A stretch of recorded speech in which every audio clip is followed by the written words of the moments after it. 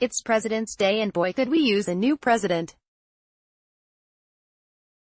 In his off-the-rails declaration of a national emergency so he can use funds Congress appropriated for other purposes to build some version of his phony border wall, Donald Trump has crossed the line on separation of powers and the constitutional authority of the president. The question now for the American people is who exactly do our elected members of Congress represent, their constituents and their oath to uphold the Constitution, or the wannabe dictator in the White House? Make no mistake, the Constitution is very clear about who has the power and duty to appropriate funds for the operation of government, and it is not the president.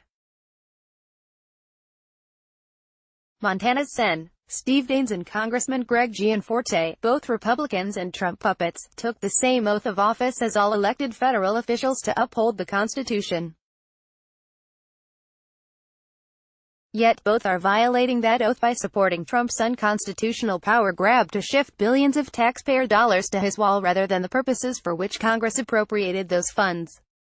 It's not much of a surprise that their continuing blind loyalty to the Republican president has clouded the judgment of Daines and Gianforte. But Trump did not vote for or elect Daines or Gianforte, Montanans did, and they expect our congressional members to represent Montanans and their very real and pressing needs, of which there are many. Instead, trying his best to devise some kind of cover for his dereliction of duty, Daines claims, this is a national crisis.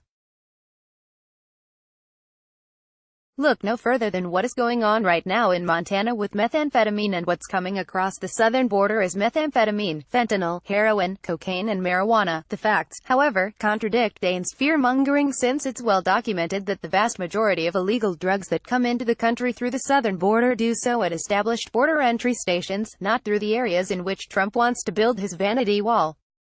Short on originality, Gianforte simply parrots Daines to falsely claim there is a crisis on our southern border. Yet, for the last 2 years Trump had Republican majorities in both the House and Senate, and if there was a crisis, surely those majorities would have jumped to provide the billions of dollars building the wall will cost. After all, there are nearly 2,000 miles of southern border, and if the crisis was so severe, the Republican-dominated Congress would certainly have appropriated the necessary funds.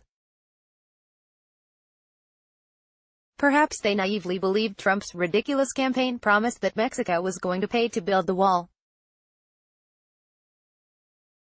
Or more likely, they were too busy handing out massive tax breaks to the already wealthy and growing the national deficit by trillions of dollars. And, you know, the southern border issues have been there for a long time and apparently weren't a crisis for the last 2 years. But the sheer recklessness of Trump's emergency declaration has other Republicans considerably more concerned. Sen. Marco Rubio, a conservative Florida Republican, bluntly stated, "No crisis justifies violating the Constitution." His words were echoed by Sen.